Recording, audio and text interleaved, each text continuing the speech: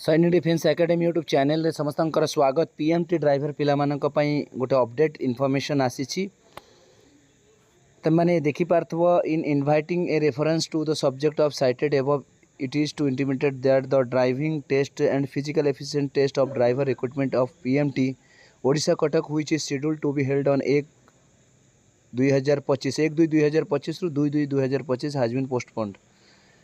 तो ये तुम मैंने देखिपार जो पीएमटी ड्राइवर पिला मानकर 1 आउ 2 फेब्रुआरी फिजिकल आउ ड्राइविंग टेस्ट था से पोस्टपोन कर the next date for the same will be intimated in the due course.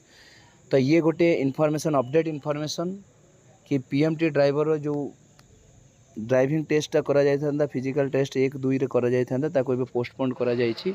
तो नेक्स्ट डेट जोटा अछि सेटा तुमको इंटीमेट करा जिवो।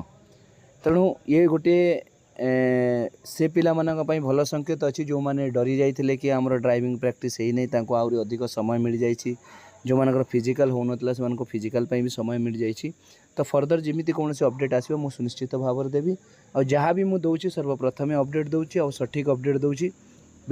इनफॉरमेशन टी जदि भल लागिछि तो फ्रेंड सर्कल रे अधिक शेयर करिवो। चैनल को जदि सब्सक्राइब करनो तो सब्सक्राइब करिवो। जय हिंद, जय भारत, भारत माता की जय, वंदे मातरम।